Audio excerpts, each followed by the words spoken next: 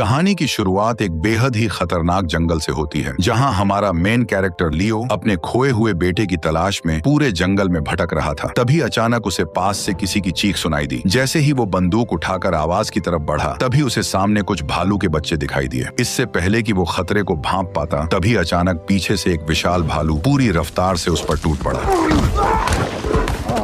उसने अपने खतरनाक जबड़ों से उसकी पीठ को फाड़ने की कोशिश की, लेकिन जब इसका कोई असर नहीं हुआ तो वो अपने विशाल पंजों से लियो को बेरहमी से नोचने लगा। दर्द से तड़पता लियो जोर जोर से चीखने लगा, लेकिन वह खूंखार जानवर उसे छोड़ने के बजाय बेरहमी से जमीन पर पटकता रहा। कुछ ही सेकंड में लियो की हालत इतनी खराब हो गई कि वो ठीक से हिल भी नहीं सका। तभी भालू ने अपना भारी पंजा उसके सिर पर रख दिया, लेकिन लियो फिर भी बिल्कुल शांत पड़ा रहा, क्योंकि वह जानता था कि जरा सी भी हलचल उसकी जान ले सकती है। थोड़ी देर बाद भालू उसे मरा समझकर वहां से चला गया। इसी मौके का फायदा उठाकर लियो ने कांपते हाथों से बंदूक उठाई और वापस मुड़ते भालू पर गोली चला दी।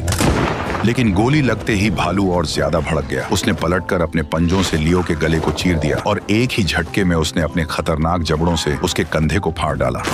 हालांकि गोली लगने की वजह से भालू भी अब कमजोर पड़ने लगा था, इसलिए मौका देखते ही लियो ने तुरंत अपना चाकू निकाला और जैसे ही भालू उसकी तरफ बढ़ा, तभी उसने पूरी ताकत से उस पर हमला कर दिया। लगातार हुए हमलों से अचानक भालू कमजोर पड़ गया और अगले ही पल दोनों तेजी से ढलान से लुढ़कते हुए नीचे जा गिरे और करीब 400 किलो वजनी वो भालू आखिरकार सीधे लियो के ऊपर आकर मारा गया। कई घंटे दर्द में पड़े रहने के बाद लियो किसी तरह रेंगते हुए अपने कैंप तक पहुंचा और काम आने वाला सारा सामान इकट्ठा कर लिया। इसके बाद वह भालू की खाल पहनकर एक सड़ चुकी भैंस की लाश के पास पहुंचा। फिर उसने उसकी हड्डी तोड़ी और अंदर का बचा हुआ मांस खाने लगा। भले ही मांस बुरी तरह सड़ चुका था, लेकिन जिंदा रहने के लिए उसके पास और कोई रास्ता नहीं बचा था। इसी तरह रेंगते हुए लियो नदी किनारे पहुंचा और अपनी बोतल भरकर पानी पीने लगा, लेकिन गहरे जख्म की वजह से पानी गले से बाहर बहने लगा। वह जानता था कि बिना खाने के कुछ दिन जिंदा रहा जा सकता है, लेकिन बिना पानी के ज्यादा देर टिक पाना नामुमकिन है। इसीलिए उसने तुरंत सूखी घास इकट्ठा की। फिर उसने बारूद निकालकर उसका थोड़ा हिस्सा अपने जख्म पर लगाया, जबकि बाकी बारूद घास पर डाल दी। इसके बाद उसने पत्थरों को रगड़कर किसी तरह आग जलाई और कांपते हाथों से जलती हुई लौ को धीरे धीरे अपने गले के जख्म के करीब ले आया।